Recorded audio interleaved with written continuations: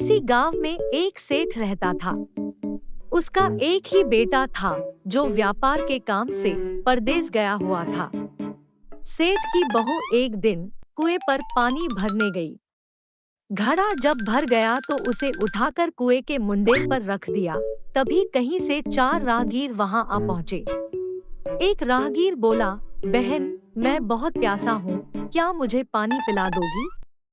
बहू ने उससे पूछा, आप कौन है? राहगीर ने कहा, मैं एक यात्री हूँ। बहू बोली, यात्री तो संसार में केवल 2 ही होते हैं, आप उन दोनों में से कौन है? अगर इस सवाल का सही जवाब दे दिया तो मैं आपको पानी पिला दूंगी, नहीं तो मैं पानी नहीं पिलाऊंगी। बेचारा राहगीर उसकी बात का कोई जवाब नहीं दे पाया। तभी दूसरे राहगीर ने पानी पिलाने की विनती की। बहू ने पूछा, अच्छा तो आप बताइए कि आप कौन है? दूसरा राहगीर तुरंत बोल उठा, मैं तो एक गरीब आदमी हूँ। सेठ की बहू बोली, भैया, गरीब तो केवल 2 ही होते हैं, आप उनमें से कौन है? प्रश्न सुनकर दूसरा राहगीर चकरा गया। उसको कोई जवाब नहीं सूझा तो वह चुपचाप हट गया। तीसरा राहगीर बोला, बहन, मुझे बहुत प्यास लगी है। बहू ने पूछा, अब आप कौन है?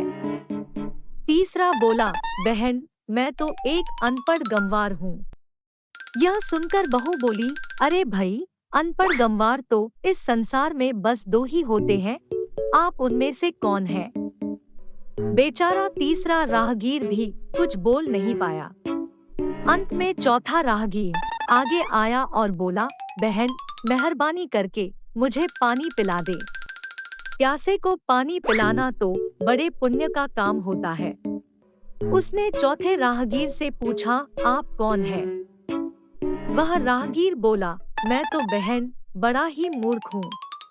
बहू ने कहा, मूर्ख तो संसार में केवल 2 ही होते हैं, आप उनमें से कौन है? वह बेचारा भी उसके प्रश्न का उत्तर नहीं दे सका। चारों पानी पिए बगैर ही वहां से जाने लगे तो बहू बोली, आपने मेरे प्रश्नों का उत्तर तो नहीं दिया, पर आप लोग पानी तो पीते जाओ, और सबको पानी पिलाया। सेठ उस समय एक तरफ खड़ा यह सब देख रहा था।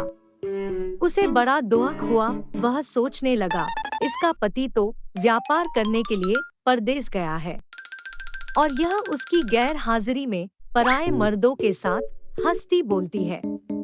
इसे किसी से बोलते बतियाते शर्म नहीं आती, यह तो मेरे पीछे न जाने क्या क्या करती होगी। यही सोचता वह सीधा राजा के पास जा पहुंचा और अपनी परेशानी बताई। सेठ की सारी बातें सुनकर राजा ने उसी वक्त बहू को बुलाने के लिए सिपाही बुलवा भेजे। घर पहुंचकर सिपाहियों ने बहू को साथ चलने के लिए कहा। बहू सिपाहियों से बोली, तुम पहले अपने राजा से यह पूछकर आओ कि उन्होंने मुझे किस रूप में बुलाया है, बहन, बेटी या फिर बहू के रूप में? किस रूप में उनकी राजसभा में आऊं? बहू की बात सुन सिपाही वापस चले गए। उन्होंने राजा को सारी बातें बताई। राजा ने तुरंत आदेश दिया कि पालकी लेकर जाओ और कहना कि उसे बहू के रूप में बुलाया गया है। सिपाहियों ने राजा की आज्ञा के अनुसार जाकर सेठ की बहू से कहा, राजा ने आपको बहू के रूप में आने के लिए पालकी भेजी है। बहू उसी समय पालकी में बैठकर राजसभा में जा पहुंची। राजा ने बहू से पूछा, तुम दूसरे पुरुषों के साथ बातें क्यों कर रही थी जबकि तुम्हारा पति घर पर नहीं है? बहू बोली, महाराज, जब मैं कुएं पर पानी भरने गई थी तो मुझसे उन राहगीरों ने पानी मांगा, तो मैंने उनसे अजनबी होने के हिसाब से कुछ सवाल पूछे जिनका वो जवाब नहीं दे पाए, पर उन्हें बड़ी प्यास लगी थी, इसलिए मुझे उन्हें पानी पिलाना पड़ा। अब प्यासे को पानी पिलाना कोई अपराध हो तो आप मुझे दंड दे सकते हैं। राजा को बहू की बात ठीक लगी। राजा ने सेठ की बहू से कहा, भला मैं भी तो सुनूं कि वे कौन से प्रश्न थे जिनका उत्तर वे लोग नहीं दे पाए। बहू ने तब वे सभी प्रश्न दोहरा दिए। बहू के प्रश्न सुन राजा और सभासद चकित रह गए। फिर राजा ने उससे कहा, तुम खुद ही इन प्रश्नों के उत्तर दो, हम अब तुमसे यह जानना चाहते हैं। बहू बोली, पहले प्रश्न का उत्तर है कि संसार में सिर्फ 2 ही यात्री हैं, सूर्य और चंद्रमा।